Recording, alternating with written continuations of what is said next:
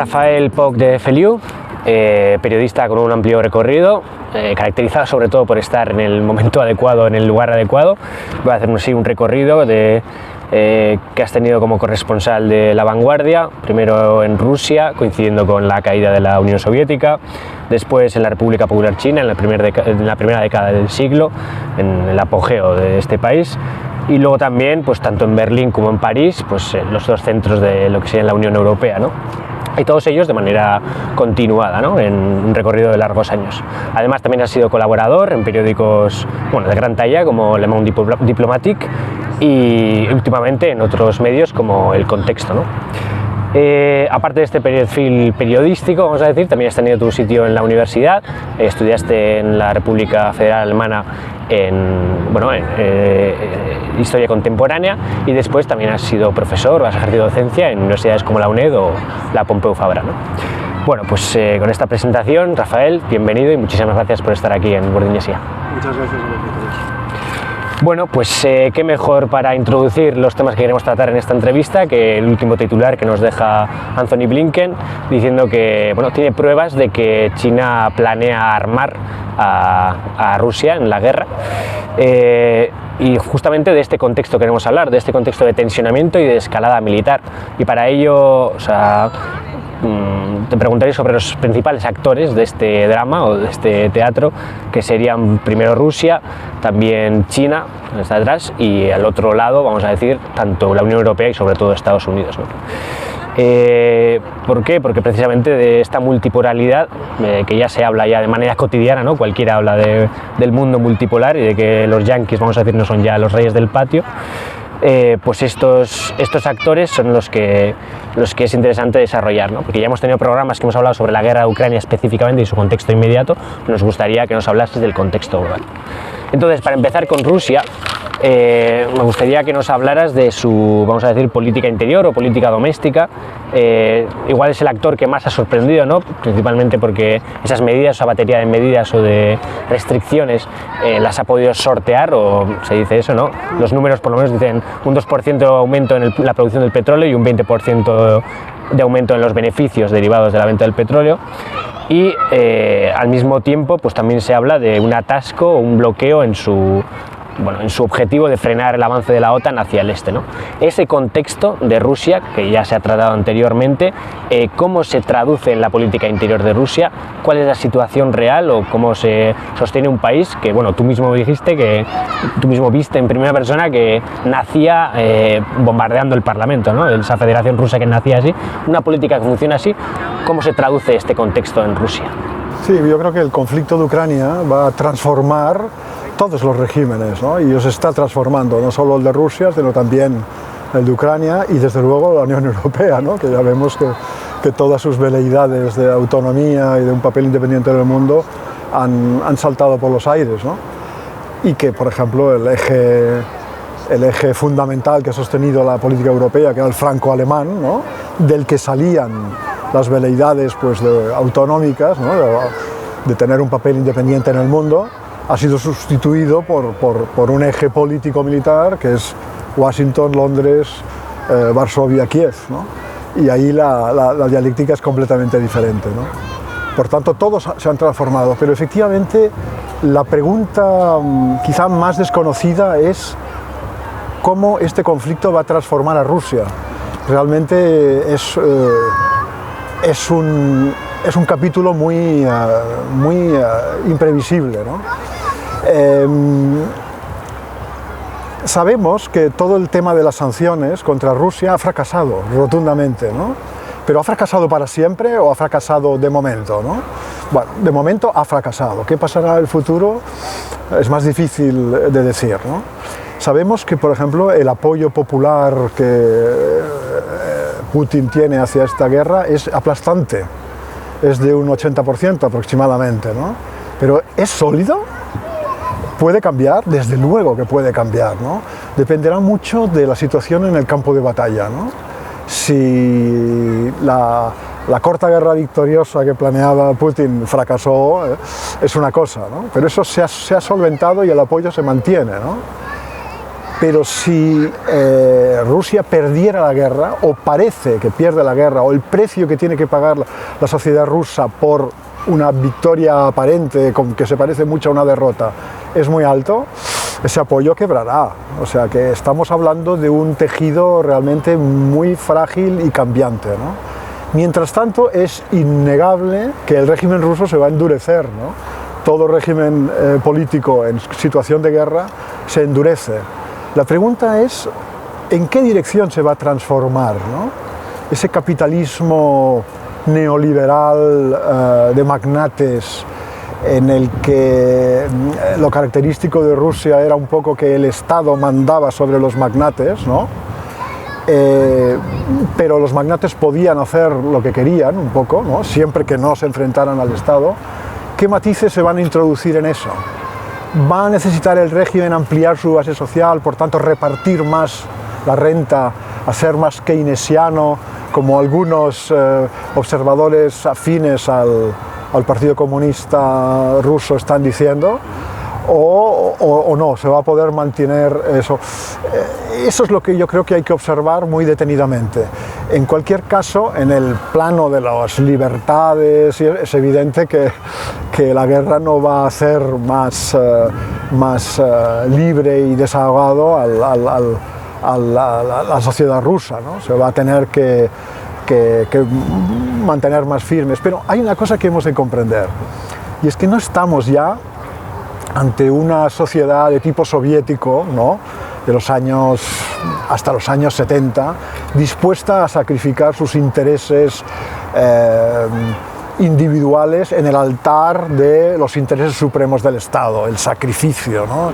El morir por la patria, el trabajar por la patria. Eso ha pasado a la historia. Estamos en una sociedad mucho más parecida a las nuestras ya, ¿no? Mucho más burguesa, si tú quieres, y claro, eso es lo que un poco ahora se va a poner a prueba, ¿no? Porque realmente se le están exigiendo sacrificios, ¿no? Por otro lado, la propia economía de guerra tiene un componente keynesiano muy importante. Es decir, las industrias de guerra están trabajando en 3 turnos, 24 horas al día, 7 días por semana. Están produciendo misiles como salchichas. Es un sector industrialmente muy importante. Los soldados que van a combatir por contrato a la guerra reciben un sueldo de cerca de $3.000, que es una fortuna. Eso soluciona la vida no solo de ese soldado, sino de su familia y sus parientes cercanos, digamos, ¿no? Eso es un incentivo para ir a la guerra enorme para las regiones más pobres de Rusia, ¿no? Por tanto, todo esto va a crear cierta dinámica también económica, ¿no? Va a crear cierto... La pregunta es sostenible a largo plazo eso? Bueno, pues seguramente no, ¿no? Pero, repito, la clave de todo el tinglao es la suerte que se decida en el campo de batalla. Tenemos en la historia rusa ya varios episodios históricos importantísimos y clarísimos en los que una derrota militar ha precipitado la caída del régimen, ¿no? La Revolución de Octubre empezó en 1905, ¿no? Con la primera Revolución Rusa, ¿no? A partir de ahí el zarismo ya no volvió a ser lo que era. La derrota en la Primera Guerra Mundial precipitó ya la Revolución bolchevique propiamente dicha, ¿no? Así que cuidado con eso. O sea, para la élite rusa, es por esa razón que para la élite rusa esta guerra no tiene marcha atrás. O la gana o quiebra. Y la quiebra quiere decir la supervivencia física incluso de Putin, ¿no?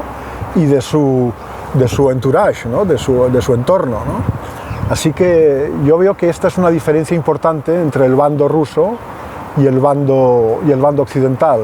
El bando occidental también está haciendo mucha cuestión de esto, es una cuestión de principio para ella, no perder, pero bueno, no deja de ser una cuestión entre otras, ¿no? Para Rusia es una cuestión existencial, ¿no? Para el régimen ruso. Característico de la política rusa. Has hablado otras veces de, bueno, por ejemplo, esa reforma de pensiones que se estaba haciendo en Rusia antes de la guerra. ¿Crees que el apoyo que ha recibido en la guerra es, como has dicho, coyuntural y que, o por lo menos depende del resultado de la guerra? Y además, las especificidades de la política rusa, ¿cómo afectan en todo eso? Es decir, como tú has dicho, bueno, en Europa se juega mucho con esta guerra, pero si pierden la guerra ningún dirigente caerá, por así decirlo, o no directamente por lo menos. ¿Acaso llamará elecciones anticipadas o lo que sea? ¿Crees que en Rusia esto es diferente? Y con lo que decía, en las otras reformas, como por ejemplo puede ser el de las pensiones antes, en donde la popularidad de Putin era más bien relativa, ¿cómo afecta todo este contexto político, ¿no? Volvamos al apoyo popular a Putin. ¿Cuál es su esencia? ¿Estamos ante una sociedad fanatizada por el nacionalismo, convencida de que los ucranianos son unos nazis y hay que machacarlos? Yo creo que el apoyo es mucho más efímero, mucho más entre conformista y pragmático, ¿no? Conformista en el sentido, y esto hay que conocer un poco la psicología de los rusos, un poco, bueno, si los jefes dicen que esta guerra era una existencial, que si no hubiéramos invadido nosotros Ucrania, nos hubiera invadido la OTAN a nosotros, seguramente será verdad, ¿no? Ese es un poco un cierto conformismo difuso que hay en la sociedad rusa. Y pragmático en el sentido de que, bueno, y si esto no es verdad y estos nuestros dirigentes son los sinvergüenzas, si los tumbamos o los tumban los extranjeros, ¿qué vendrá después? ¿Será igual o será peor?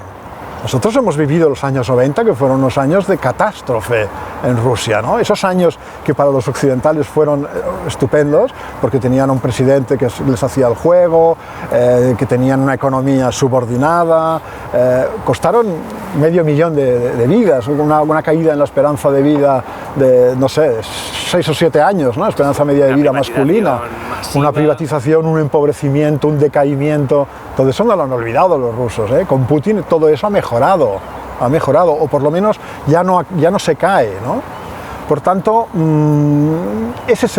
yo creo que es la esencia del apoyo popular a esta guerra, ¿no? Y bueno, muchas cosas tienen que cambiar para que estas claves cambien, ¿no? O sea, una derrota militar rotunda sería una de estas cosas que cambiaría la cosa, pero de momento no hay ningún signo de eso, ¿no? Otra cosa es si Rusia puede ganar este conflicto, esa es otra cuestión, ¿no?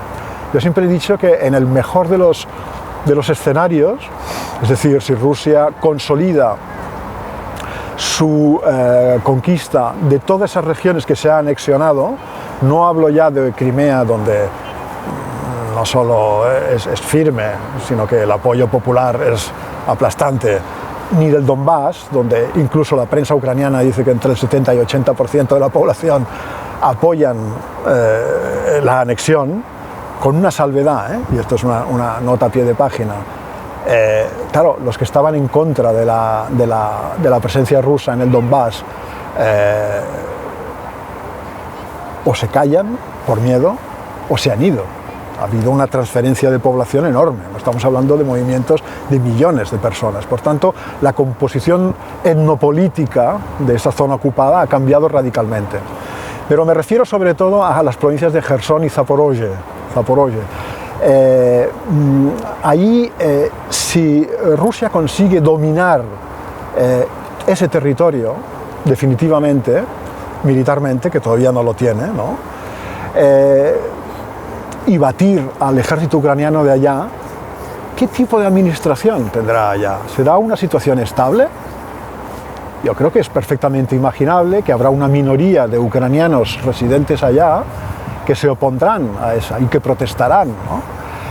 Además habrá los servicios secretos de lo que quede del Estado ucraniano y de la OTAN que harán atentados, ¿no? Allá contra la ocupación rusa, ¿no? Supongamos, ¿no? ¿Eso qué quiere decir? Quiere decir que la administración de las autoridades de ocupación, o sea, la nueva administración de esas regiones, tendrá que ser muy represiva. Tendrá que haber tortura, habrá desaparecidos, ¿no? Habrá todo eso, ¿no? Por tanto, habrá un clima de inestabilidad, ¿no? Entonces, incluso venciendo, la situación resultante no será muy estable para Rusia, otra cosa es cómo será para Ucrania, ¿no? Y cómo puede quedar Ucrania en esto, y quizá es el tema principal, ¿no? Pero esa es otra cuestión.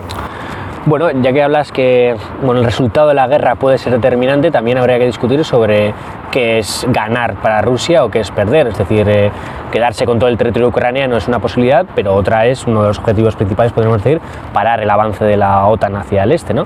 Y de eso quiero hablar, ya del otro lado, es decir, de Occidente y de la OTAN. Para eso voy a leer algo que tú mismo escribiste hace poco en un artículo. El Parlamento Europeo, que el 6 de octubre ya pidió el envío de tanques pesados a Ucrania, exige simple y llanamente una victoriosa batalla de tanques contra Rusia en Ucrania.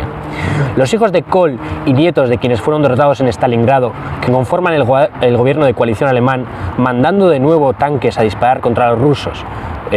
Yo aquí hago una puntualización, que gobierno de coalición donde están los verdes y los socialdemócratas, principales referentes de la izquierda. Esta gente ha perdido toda memoria y mesura. Punto final y definitivo a la responsabilidad histórica de Alemania. Pero hay algo más grave. Lo que se está abriendo paso en Europa es una pura demencia. ¿Se han vuelto locos? Para comprender la pregunta es necesario explicar el plan de batalla histórico de la OTAN en Europa durante la Guerra Fría. Exactamente. Entonces mis preguntas son tres. La primera es, ¿la decadencia de Estados Unidos es algo inevitable, que es al final lo que lo motiva a estas maniobras militares tan osadas y llevará a una mayor agresividad militar? La segunda es la Europa. Esa Europa que ha solido, no sé si en diplomacia se puede decir esto, pero tontear con socios como Rusia o China anteriormente, en la década de los 2000, ¿por qué ha cambiado tanto su postura y cómo, bueno, el propio Nord Stream es un caso de ello, ¿no? ¿Cómo hemos llegado a esta situación en la que Europa se pliega tanto a los dictámenes de Estados Unidos? Y el tercero, que tiene que ver en todo esto, la OTAN. Es decir, la OTAN tanto en las decisiones militares de mandar armas o lo que sea, de tanques en este caso o de aviones, pero también el aumento de gasto militar de los países. Francia es el último que ha dicho que, bueno, va a gastar una millonada en los próximos años para armarse. Estamos en una militarización, estamos en un aumento de agresividad, ya estamos yendo a un escenario militar creciente. Sin ninguna duda, es que es obvio. O sea, aquí la cuestión fundamental es comprender algo que durante la Guerra Fría, en la dialéctica entre superpotencias nucleares, era una obviedad. Y es la siguiente: tú no puedes rodear militarmente al adversario con infraestructuras militares de un bloque adverso, incluso que esas infraestructuras estén capacitadas de albergar misiles tácticos nucleares. Legalmente el acuerdo que prohibía eso ya se ha deshecho por iniciativa de Estados Unidos, sin que haya una reacción del otro, ¿no? Bueno, y eso es una insensatez. Y eso es lo que se está haciendo no solo con Rusia, sino también con China, ¿no? Rodearla militarmente, ¿no? Entonces, esto es un proceso que en el caso de Rusia ha durado 30 años, del que aquí no hemos sido informados, pero que para los que estábamos en Moscú era un tema recurrente diario, que se solventaba en Occidente diciendo, bueno, estos rusos son tan débiles, hay 3.000 guerrilleros chechenos que los están batiendo en el Cáucaso, ¿qué van a poder hacer contra nosotros? Si se están vendiendo la gasolina de los tanques aquí y allá, es un universo de una corrupción extraordinaria. Pero claro, eso no ha sido así eternamente, ¿no? Entonces estaba clarísimo que un día u otro Rusia iba a volver a estar sobre sus pies, ¿no? Y les está aguantando el pulso, vamos. Claro. En el año 96, Gorbachev en una entrevista me dijo textualmente, pero es que no se dan cuenta de para quién está trabajando con esta ampliación de la OTAN, que todavía no había empezado, para quién está trabajando, o sea, qué fuerzas se van a poner en marcha en reacción en Rusia. No se dan cuenta, cita textual, que Rusia no va a ser débil eternamente. Bien, todo esto es lo que ha pasado, el cierre en falso de la Guerra Fría, ¿no? Entonces, esto, volviendo al enunciado de lo que tú has empezado a leer, del si se han vuelto locos, la lógica de esta afirmación es la siguiente, o sea, en la Guerra Fría, el plan de batalla de la Guerra Fría en Europa era, dada la superioridad militar convencional aplastante que tenía la Unión Soviética con respecto a la OTAN en el teatro europeo, el plan soviético era llegar con sus tanques, divisiones blindadas, en 48 horas al paso de Calais, ¿no? Desde los territorios de Alemania del Este, de Checoslovaquia. Eso no está tan lejos como parece ahora, ¿no? Ahora lo piensas, lo ves claro, lejos. pero entonces estaban mucho más cerca, ¿no? En 48 horas arrollaban todo aquello, ¿no? Entonces, qué hacer, qué tenía que hacer la OTAN para impedir este rodillo, ¿no? Necesitaba un par de semanas para que las fuerzas militares de Estados Unidos vinieran del otro lado del Atlántico, desembarcaran y fortalecieran un poco el músculo de la OTAN en el continente, ¿no? Bueno, pues estas 2 o 3 semanas se paraba ese rodillo ruso con armas nucleares tácticas, ese era el plan, ¿no? Entonces, estos señores genios del Parlamento Europeo y de la política europea, de la Conferencia de Seguridad de Múnich, ese cónclave de débiles mentales, que planea, digamos, resolver la actual situación con una gran aportación de tanques y de aviones y tal, si realmente la OTAN llega a intervenir contra Rusia en una situación claramente de clara superioridad, que es, las cosas se han invertido ahora, ¿cuál será el plan de respuesta ruso? Pues probablemente el mismo que inventaron los occidentales con la OTAN durante la Guerra Fría, ¿no? No hay vuelta de hoja, ¿no? Esto lo comprende todo el mundo, ¿no? Por tanto, es obvio que lo que hay que hacer es bajarse del burro, ¿no? Y atender, por un lado, a lo que Rusia ha estado pidiendo desde el fin de la Guerra Fría, es decir, construir una arquitectura de la seguridad europea que sea integrada, ¿no? O sea, en la seguridad de unos no se haga a costa de la seguridad de los otros, ¿no? Y para eso habría que transformar radicalmente la OTAN. ¿Es eso posible? Hoy día, tal como están las cosas, es absolutamente surrealista, es kafkiano pensar. Esa idea es interesante y justamente creo que se une con la otra idea que quería trabajar, que es que ¿por qué no es posible eso, ¿no? ¿Por qué no es posible un mercado integrado euroasiático, etcétera? Lo que quería Rusia, básicamente, integrarse en la Unión Europea o lo que sea. Sí. ¿Por qué no es posible en un contexto de decadencia económica de Occidente? Es decir, no es posible por una razón muy sencilla. O sea, si tú llegas a un acoplamiento entre los ingentes recursos naturales y el potencial científico de Rusia. Rusia no es solo petróleo y recursos naturales, es un potencial científico extraordinario. Recordemos lo que hacen en el espacio, los misiles inteligentes, toda esta capacidad misilística que tiene, detrás de eso hay un potencial científico, ¿no? Muy avanzado y muy puntero, ¿no? Heredado del esfuerzo soviético. Si tú juntas ese potencial científico, esos ingentes recursos económicos, con la potencia económica de la Unión Europea y tecnológica de la Unión Europea, se crea un polo de una gran potencia, ¿no? Un polo europeo de una gran potencia, ¿no? ¿Cuál es el inconveniente de ese polo? Pues que deja fuera a Estados Unidos, ¿no? Entonces eso es algo que los americanos vieron clarísimamente en el minuto 1 del fin de la Guerra Fría, ¿no? Su principal directiva, basta examinar los documentos de archivo, ¿no?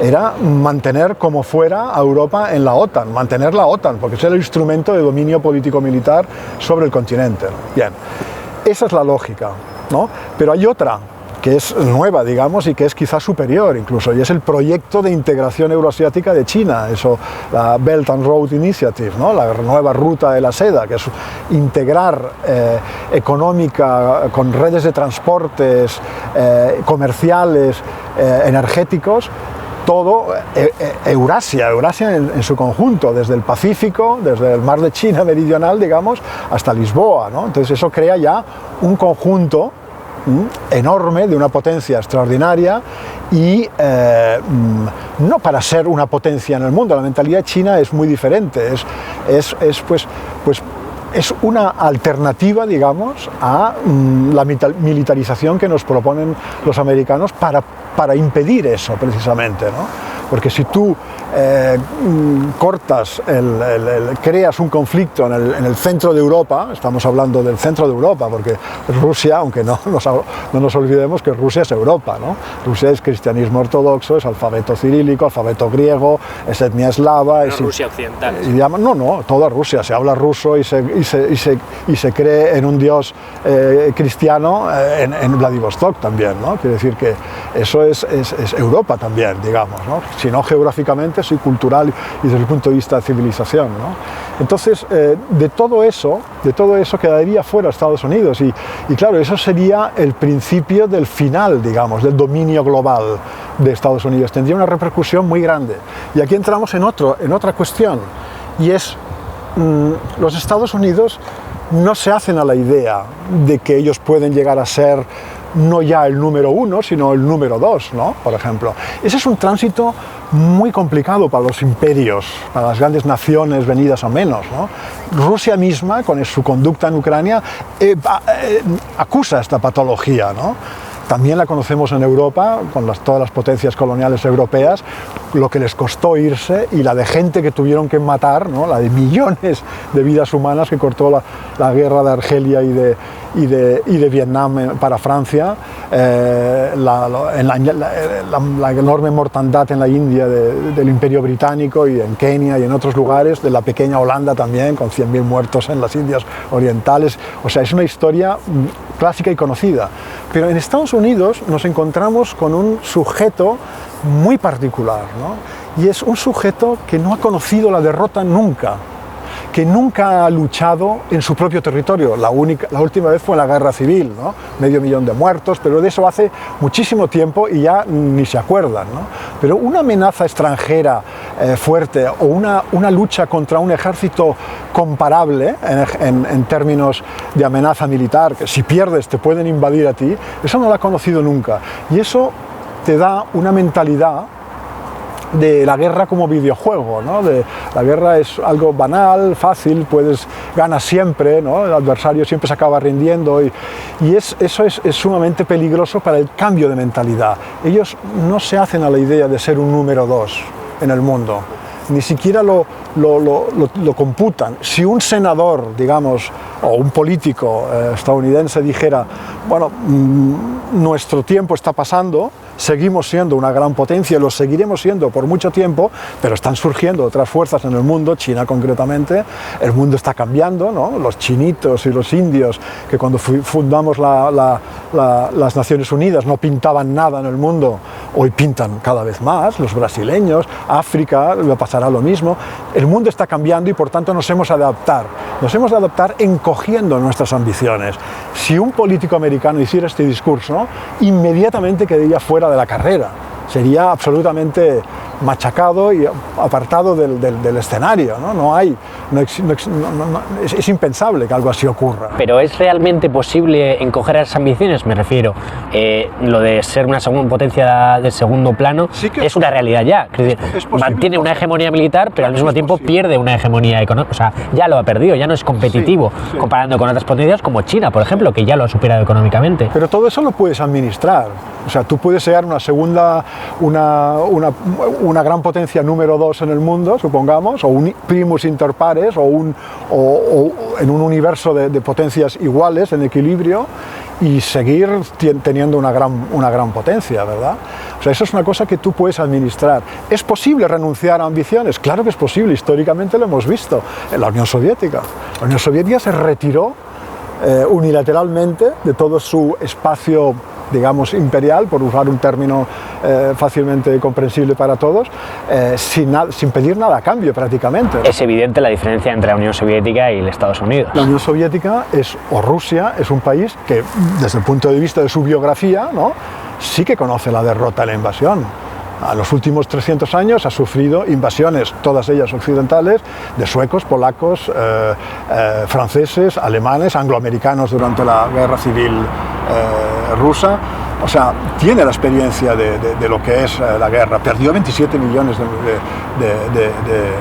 de ciudadanos en su última guerra contra los alemanes, ¿no? O sea que estamos ante una biografía muy diferente desde ese punto de vista, ¿no? No apunto aquí virtudes, sino datos biográficos de las naciones en cuestión en todo este teatro, ¿no? Pasemos al último actor, que es como el gran desconocido, o lo que más lejos nos queda, ¿no?, a nosotros los occidentales, que sería China, que ha tenido un papel relevante aquí, pero que a veces no se menoscaba, pero no se toma tanto en cuenta, o el protagonismo se lo lleva a Rusia en gran parte, ¿no? Además, tú has sido colaborador, o sea, bueno, has sido corresponsal en China durante largo tiempo y también has colaborado con medios de allí, etcétera, así que tendrás una experiencia de primera persona. Bueno, principalmente se puede notar un cambio en que, o se puede notar un cambio en que bueno, la política de China respecto a sus socios ha sido, en las últimas décadas por lo menos, se llama win-win, o sea, de que intentar que ambos socios salgan ganando de ese acuerdo. No así ha sido el caso de Estados Unidos, no siempre ha sido así. Pero también es una potencia, un país que se ha creado y ha tenido un recorrido de crecimiento continuo, es decir, no se ha estancado durante largo tiempo como si lo está sufriendo Occidente desde los 80. O sea, es una potencia que ha crecido ininterrumpidamente, que se ha hecho con una hegemonía económica, o por lo menos se lo disputa a las grandes potencias de Occidente, y ahora parece ser que también ambiciona disputar la hegemonía militar en cierto sentido. Se vio en la guerra de Siria, que ya hubo intervenciones, aquí pues ya por lo menos está diciendo que está interviniendo o algo está haciendo, porque Estados Unidos no para de buscar excusas para intentar tensionar su relación con Pekín, ¿no? Lo de los globos pues parece más un chiste que otra cosa, pero ahí está. Y ahora está esto, pues Anthony Blinken ha dicho que está armando a Rusia, China, etcétera, y bueno, está claro que se está tensionando la relación entre ambas potencias, y eso quiere decir que China tiene mucho que ver en todo esto, ¿no? Claro, a ver, lo primero que hay que entender es de dónde viene esta potencia china. Y es realmente asombroso cómo China ha logrado realizar la gesta, que yo creo que saldrá en los libros de historia y de economía del futuro como algo realmente prácticamente sin precedentes en un Estado grande, porque sí que ha habido casos de países del tercer mundo que han llegado a pasar al primero, Taiwán, por ejemplo, o Corea del Sur, ¿no? Son casos de países pequeños, pero son rarísimos, ¿no? Pero una gran potencia, un país tan grande como China, que haya logrado hacer lo que ha hecho, realmente es algo que hay que estudiar, ¿no? Y lo primero que hay que comprender es que este tremendo avance, China lo ha logrado jugando en el terreno de juego del adversario, en el terreno de juego de la globalización capitalista diseñada por Occidente para su propio beneficio. China ha sido suficientemente hábil como para, jugando en ese terreno de juego, ganar ella, ¿no? O sea, no solo no ha caído en lo que era el plan occidental de la integración de China en la globalización, que era convertirla en una potencia subordinada, sino que le ha dado la vuelta a eso, ¿no? Y ahora los occidentales están rompiendo la baraja de la globalización porque China les está ganando la partida, ¿no? Entonces no puede ser que Huawei sea el líder del 5G, detenemos a su CEO y como esto millones de cosas, ¿no? Entonces este es el punto de arranque, ¿no? ¿Y por qué lo ha logrado? ¿Por qué lo ha logrado China? Bueno, pues lo ha logrado, yo creo que porque su dirección política ha tenido siempre bien cogidas, bien firmes las riendas del proceso. Nunca se ha dejado colonizar por las directrices del FMI, ha hecho el uso que a ella le ha ido bien de todo eso y ha rechazado lo otro, ¿no? Y ha creado una clase capitalista de magnates y tal, pero estos magnates se han hecho ricos porque están subordinados al Estado y no al revés, ¿no? La trampa en la que cayó Rusia fue precisamente jugar durante unos años a eso y aún está pagando el precio por eso. Eso no ocurrió nunca en China. Hubo un momento en los finales de los 90 con Zhu Rongji, con un primer ministro, en el que algunos sectores de la élite china se creyeron la narrativa de la globalización capitalista, pero eso se corrigió enseguida, ¿no? Y ahora estamos en una fase en la que claramente la dirección política se ha dado cuenta de que vienen tiempos muy difíciles, de que Occidente va a por ellos, no va a admitir que ellos se configuren como una gran potencia. Yo no creo, y ellos lo dicen, pero yo tampoco lo creo, que ellos busquen una hegemonía mundial, ¿no?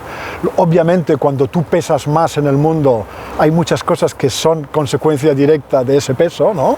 Tu actitud hacia los demás cambia, pero la tradición, digamos, política china es diferente, es una tradición muy endógena, muy de de salvaguardar la estabilidad interna sobre todo, de no intervenir en los asuntos de los otros, y eso se está proyectando, ¿no?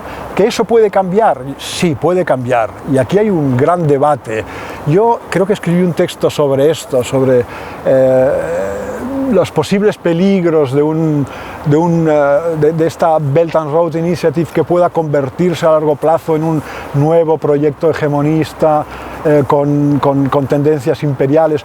Puede ser, no lo podemos excluir. Hemos de observar qué tipo de relaciones China mantiene con aquellos países en los que les compra recursos naturales, cómo queda la deuda ecológica con esos países, etc. Todo esto hemos de observarlo. África, América Latina, hemos de observarlo atentamente, ¿no?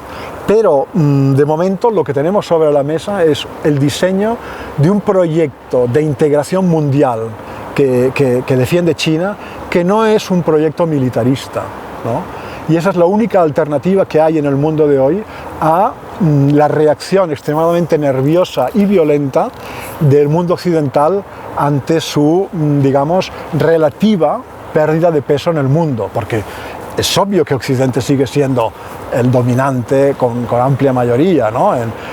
Pero es obvio también que la economía de Estados Unidos, que después de la guerra pesaba un 45% del PIB mundial, hoy pesa el 18-19%, y eso es un proceso inexorable que va a continuar, ¿no? Pero claro, es un proceso histórico que va para largo. Incluso esta batalla la que tenemos en Ucrania a lo mejor la ganan los occidentales, no se puede excluir tampoco, ¿no? Porque la historia pues tiene sus vaivenes y va a su ritmo, ¿no? Pero yo creo que esa sería la clave un poco en la que podemos insertar la emergencia china, ¿no? Entonces no puede saberse, pero por hacer un paralelismo, obviamente no se puede hacer entre Estados Unidos y China, obviamente, pero por hacer un paralelismo, Estados Unidos por su parte está intentando, bueno, está claro que ese declive económico y esa falta de competitividad en el mercado internacional lo está intentando compensar con los privilegios que le dan su hegemonía militar, y quiere mantenerlo a toda costa, y en eso va a arrastrar a Europa, etcétera. Pero has puntualizado algo muy importante, que es el proteccionismo, que es a lo que está volviendo Estados Unidos con este plan contra la inflación, etcétera, que incluso ha dejado fuera a sus socios europeos en algunas medidas. Esa vuelta al proteccionismo, si Estados Unidos por una parte está intentando mantenerla militarmente, será inevitable que China, su esfera de influencia, tenga que protegerla militarmente también. De hecho, la propia China ha dicho que para 2035, creo que era, pretendía tener un ejército competente. Es decir, es consciente de su debilidad militar, vamos a decir, por así decirlo, y tiene intención de subsanar ese problema. Entonces, vamos a llegar a un escenario de influencias regionales, proteccionistas, de mercados regionales y enfrentados militarmente entre sí. Es decir, la tensión militar va a seguir en aumento. Sí, claro, a corto plazo es evidente, ¿no? O sea, el rearme de China, que cuando yo me fui de allá era una leyenda, una pura leyenda, en el 2008 me fui, ahora realmente es un hecho, realmente se están gastando más y están muy lejos de ser competitivos contra los Estados Unidos, pero yo creo que su plan, vamos, es una reacción al cerco que están siendo sometidos, ¿no? Vuelvo a la misma consideración del principio, o sea, tú no puedes rodear militarmente a un adversario nuclear, ¿no? Sin esperar respuesta. Sin esperar respuesta, ¿no? Y entonces la respuesta es esa, no es China la que está creando un cinturón de bases desde Cuba hasta Chukotka en el estrecho de Bering, rodeando militarmente a Estados Unidos. Es todo lo contrario, ¿no? Es al revés. No hay aviones espías chinos en la zona, junto a la zona marítima de Estados Unidos en California o en el Caribe, ¿no? Esto ocurre en el mar de China Meridional, ¿verdad? Etcétera, etcétera, etcétera, ¿no? Entonces, esta reacción yo creo que tiene que ver claramente con eso, ¿no? He perdido un poco el hilo de la pregunta. Respecto a la distribución económica, más para entrar en eso, ¿crees que llegaremos a esta situación, a pequeñas esferas o mercados protegidos entre sí? Porque Estados Unidos ya está contra la OMC y todo. O sea... Es verdad, Estados Unidos está utilizando lo militar para conseguir mantener posiciones, ¿no? Pero es muy difícil, eso es muy difícil porque, por ejemplo, en Asia Oriental los países de la región no juegan, no compran esto, ¿no? En Vietnam ha habido un cambio de dirección ahora hace poco muy importante en el que realmente se ponen totalmente de espaldas a esto, ¿no? Toda la ASEAN, no se está integrando militarmente contra China, sino al contrario, se está integrando económicamente para hacer se ha integrado en un gran bloque comercial que es mucho más grande que la Unión Europea. En fin, todo esto son realidades que están teniendo lugar. ¿Y qué pasa en Europa mientras tanto? Pues lo que pasa es que Estados Unidos ha reventado con un atentado un gasoducto, ¿no? Y vende a los europeos el gas a 3 o 4 veces más caro que el que compraban a los rusos, con lo cual las empresas europeas, muchas empresas alemanas están emigrando a Estados Unidos por una cuestión de supervivencia, ¿no? Este es un juego absolutamente sucio con el adversario, pero con el aliado es absolutamente surrealista, ¿no? ¿Habrá una reacción europea a todo esto? Yo creo que por ley de naturaleza, tarde o temprano, debería haber una reacción. Pero viendo los actores que tenemos hoy en las instituciones europeas, en el gobierno alemán, que es lo más incompetente que ha habido desde la posguerra, ¿no? Realmente, pues cuesta imaginar, ¿no? Hasta Francia, que era el país que tenía una cierta concepción un poco del mundo realista, ¿no? Y la mantiene todavía entre sus militares, pero el presidente, vamos, todos los ecos de gaullismo que hay en Francia son ridículos, ¿no? ¿Podría haber una revuelta en Francia social, digamos, que eso es lo que cambiara un poco todo esto? Pues sí, también estamos abiertos a eso. Una revuelta social en Francia sería una de las cosas que podría cambiar las cosas en Europa. No por casualidad, Francia es el país con la tradición social más rica del continente, el país del que han salido siempre los impulsos de transformación, etc. En Alemania, bueno, en Alemania ya sabemos, el 60% de la población alemana en las encuestas y el 50% de la opinión pública europea en su conjunto, pero el 60% en Alemania está por una solución negociada del conflicto de Ucrania, incluso a costa de que Ucrania pierda territorio, según las últimas encuestas, ¿no? El día 25, esta semana, va a haber una gran manifestación en Berlín por eso, ¿no? Por una paz negociada, ¿no? Cuyo manifiesto ha sido firmado por 500.000 de personas en 72 horas, ¿no? Digamos. Pero todo esto no llega a lo político, ¿no? O sea, la prensa, los medios de comunicación están en Alemania, que es un país clave en esto, están en una clave rusofóbica absolutamente delirante. Realmente uno acaba pensando si es que realmente los nietos de los que vencieron de los que fueron derrotados en Stalingrado están recuperando ciertos rencores así en su inconsciente, no sé, ¿no? Pero realmente es muy irracional todo lo que está ocurriendo, ¿no? En Alemania, ¿no? Con un partido verde que es la fuerza más belicista del espectro político alemán, un partido que se fundó cuando yo estaba allá en los años 80, con aquella gente con los jerseys de lana y tal, que ahora llevan trajes de Armani, ¿no? Y que eran pues pacifistas, ecopacifistas. Petra Kelly, un personaje admirable, ¿no? El Gerd Bastian, un general, toda esta gente, ¿no? Y ahora son pues el partido más belicista del espectro político alemán, con una ministra de Exteriores absolutamente incompetente, ¿no? Que un día dice que estamos en guerra con Rusia, el otro día habló de países que están a cientos de miles de kilómetros de Rusia, o sea, cosas, y esta persona tiene un problema de formación general y es ministra de Exteriores del país más importante de Europa, ¿no? Luego tenemos la Ursula von der Leyen, la presidenta de la Comisión, que es un personaje realmente también,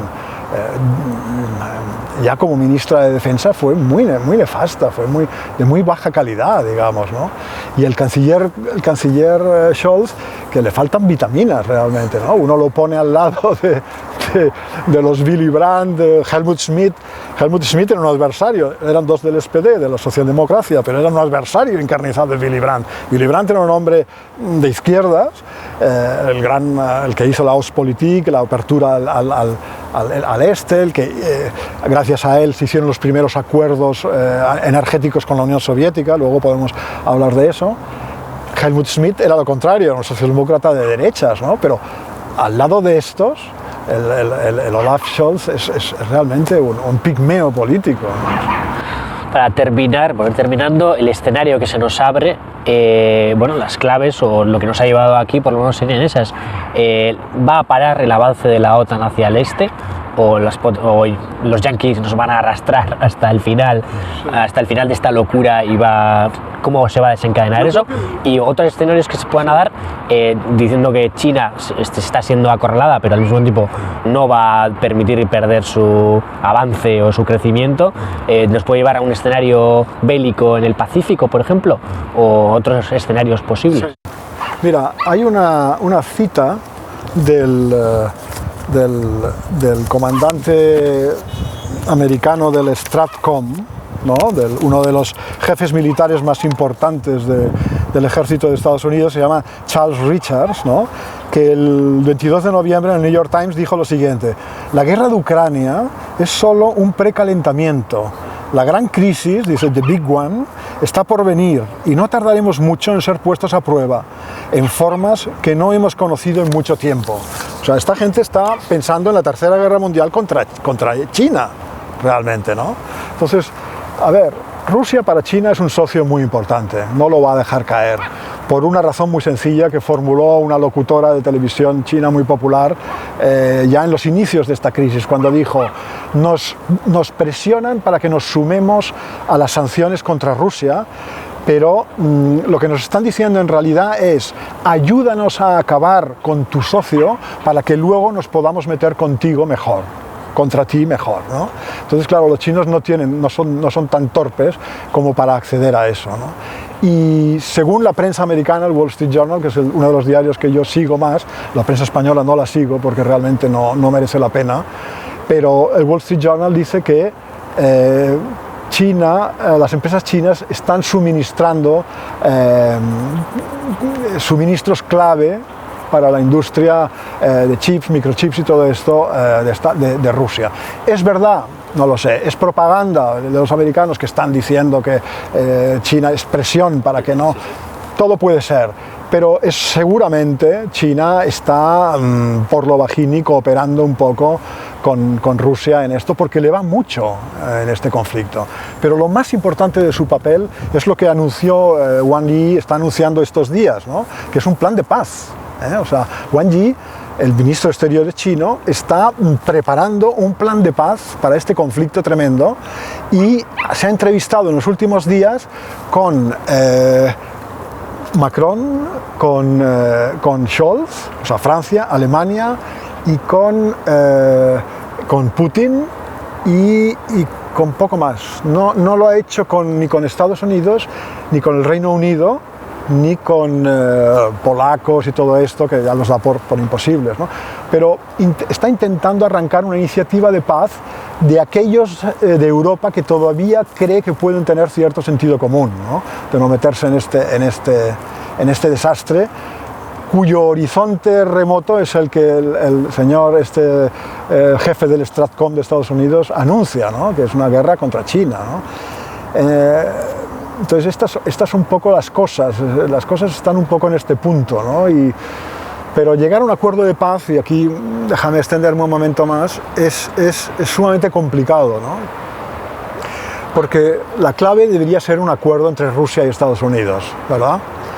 Pero ¿qué pasa? Que para Rusia todo lo que no sea conservar el 20% del territorio ucraniano que ha conquistado y se ha anexionado y declara territorio ruso, se parecerá a una derrota, ¿no? Y una derrota es algo existencial, como hemos explicado antes, para la élite rusa, para el régimen, para la camarilla, como quieras, ¿no? No importa. Pero Estados Unidos, ¿qué pasa con Biden? Biden tiene elecciones en un año, ¿no?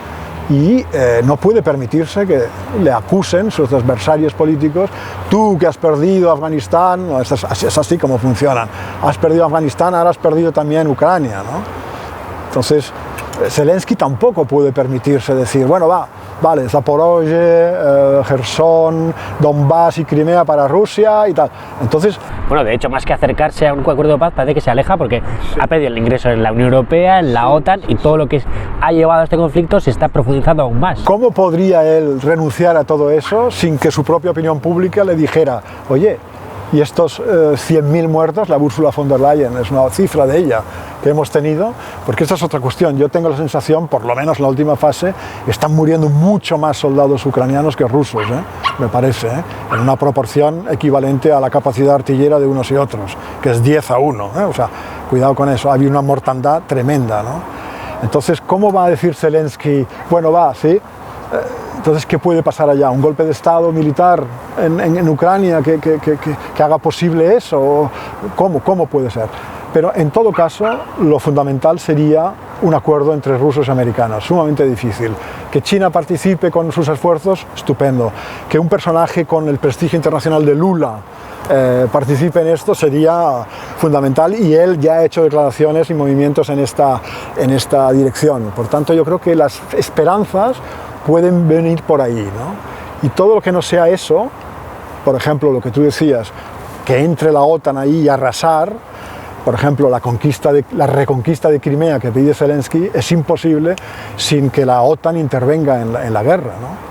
Bueno, si la OTAN interviene en la guerra, entonces hay que estar preparados psicológicamente para el escenario de que caigan algunos misiles rusos en Bruselas, y en París y en Berlín, ¿no? Es que esto entonces, ¿estamos preparados en Europa para eso? En Estados Unidos a lo mejor sí, porque están allá lejos, ¿no? Pero yo creo que esto es una locura que hay que, independientemente de las simpatías que tú puedas tener por los motivos por la defensa de Ucrania, como muchísima gente tiene, pues tienes que ser consciente de que la cosa va mucho más allá de eso, ¿no? Esto es estamos jugando a la ruleta rusa con el espectro de la Tercera Guerra Mundial y del uso del arma nuclear, etcétera, etcétera, ¿no? Son palabras mayores que son un verdadero sacrilegio si las contemplamos desde el punto de vista de nuestro momento histórico como especie, ¿no? Siempre digo yo, ¿no? Como especie estamos en una situación en la que, bueno, por toda una serie de circunstancias, el calentamiento global y tal, si no organizamos un entendimiento internacional, una cooperación internacional estrecha, no vamos a podernos salir, no vamos a poder resolver estos retos que tenemos como humanidad, ¿no? Que es el calentamiento global, la creciente desigualdad social y regional, la superpoblación, ¿no? La proliferación de recursos de destrucción masiva. Todo esto exige una integración mundial estrecha, como la que apuntan los chinos con su proyecto, ¿no? Pero desde luego ante todo esto, una respuesta militar y bélica es realmente una verdadera locura, ¿no? Es la locura tradicional de Occidente ante estas situaciones, pero que en el mundo del antropoceno, en el mundo de la crisis climática y tal, es absolutamente demencial, ¿no? Bien, pues hemos repasado los principales puntos que quería. La verdad es que de manera bastante amplia. Es verdad que son muchos temas, cada uno con su enorme complejidad, pero bueno, el formato de la entrevista tiene sus límites. Si quieres repasar algún punto, si quieres subrayar alguna idea especialmente, este es tu momento. O si no... No sé, resumiendo un poco lo que hemos visto hasta ahora de esta guerra, es que todo el mundo ha metido la pata en esta guerra, todo el mundo ha fallado, los cálculos de todos se han hundido, ¿no? Los cálculos de Rusia, ¿no? Una corta guerra victoriosa que propiciara un cambio de gobierno en Kiev y que impusiera una administración por lo menos no tan hostil contra Rusia, ¿no? Y que se acabara la guerra civil ucraniana, complicada por la intervención de las potencias que hay en el Donbass, etcétera, ¿no? Eso fracasó, ¿no? Fracasó porque resulta que los ucranianos se resistieron mucho más porque resulta que los europeos, que ellos creían tener cogidos por la agenda energética, pues no lo han estado, que los americanos, que no se arriesgarían a hacer cosas, según qué cosas se están arriesgando, etcétera, etcétera, ¿no? Se han puesto en contra toda la cooperación económica con Europa occidental definitivamente. Sus socios del espacio postsoviético no se han mojado a favor de Rusia, eso es gravísimo, porque uno de los objetivos de Putin era consolidar su régimen, hacerse respetar por Occidente y disciplinar a su entorno de exsoviético, ¿no? Ninguna de estas cosas se ha conseguido, por tanto es un fracaso rotundo. El único aspecto positivo que le queda es un poco esa votación en la ONU, cuando unos 40 miembros de las Naciones Unidas, Occidente ampliado, votan a favor de las sanciones contra Rusia, pero 140, digamos, se niegan a votar eso, ¿no? La gran mayoría de las Naciones Unidas ha condenado la invasión de Ucrania, pero no se ha sumado a las sanciones contra Rusia, porque ellos comprenden que en esta guerra hay responsabilidades compartidas y por tanto no vamos a hacer el juego a Occidente, ¿no? Ese es el único plus que tiene Rusia en esta guerra, un poco lo que está ocurriendo con Turquía, con Arabia Saudí, dispuesta a vender el petróleo sin dólares, con Turquía, que es un socio díscolo de la OTAN, que está jugando su propio juego, Israel, que tampoco está en esa tesitura. Todo eso es la creación de un polo, digamos, no occidental en el mundo que pueda, digamos, discutir a occidentes. Todo esto es el único plus al que está contribuyendo Rusia con su acción, pero es una ventaja, digamos, difusa y un poco a largo plazo, quizá, ¿no? Mientras que los inconvenientes son aquí y ahora. ¿Qué pasa con Europa? Europa ha perdido totalmente su soberanía, creía que las sanciones iban a arrinconar a Rusia, que incluso iban a cambiar el régimen en Rusia. Nada de todo esto ha pasado, o sea, es un fracaso total, ¿no?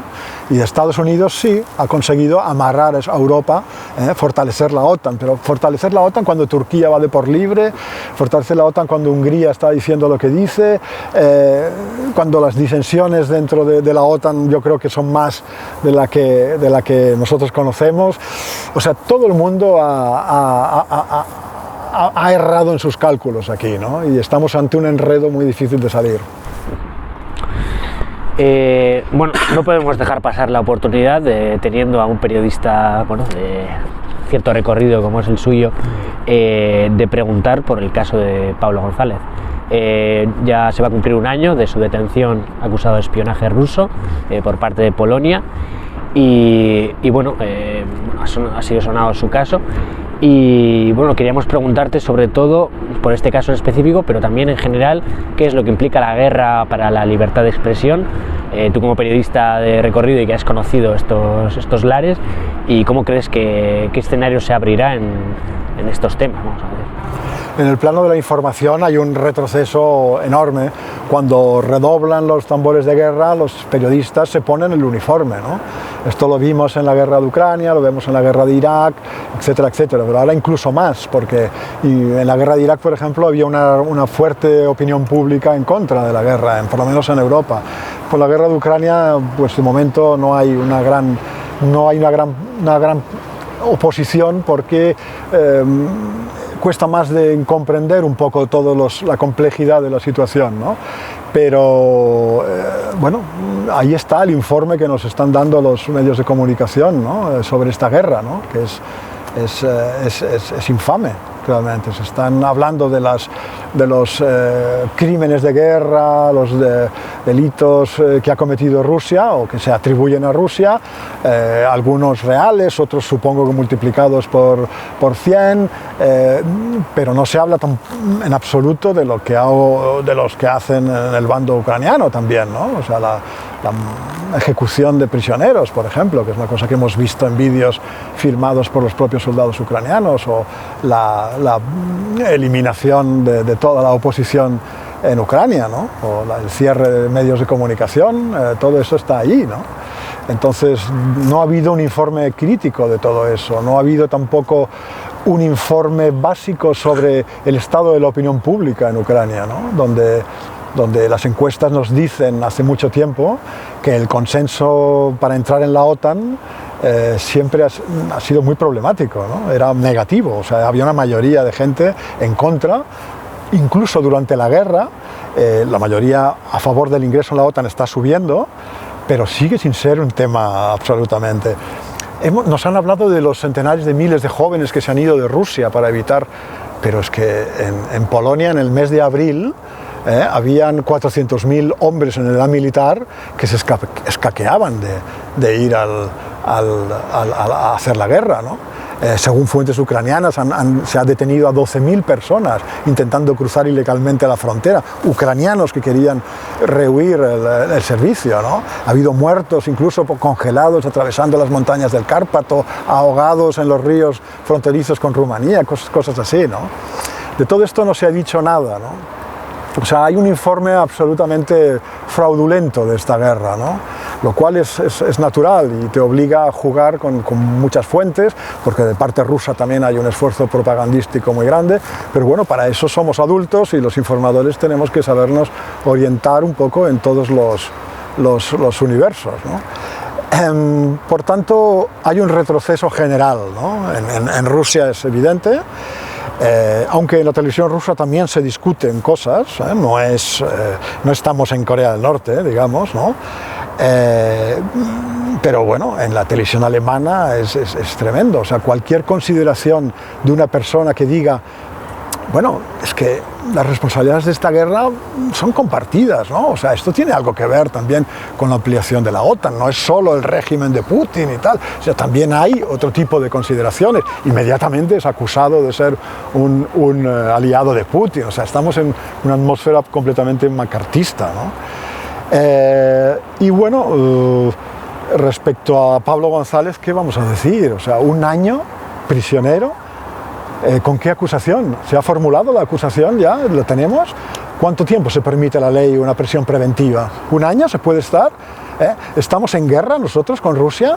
¿El delito el supuesto delito atribuido a Pablo González sería delito en España? ¿Es ciudadano español? Pues por tanto hay que defenderlo, hay que exigir por lo menos que se le trate como un ciudadano con los atributos que el derecho nos da a los ciudadanos todavía en este mundo occidental, ¿no? Esto es lo mínimo de lo mínimo que debemos exigir en el caso de Pablo González, ¿no? Bueno, con esto concluiríamos la entrevista. Muchísimas gracias por estar aquí, ha sido un placer y gracias por darnos la oportunidad de escucharte.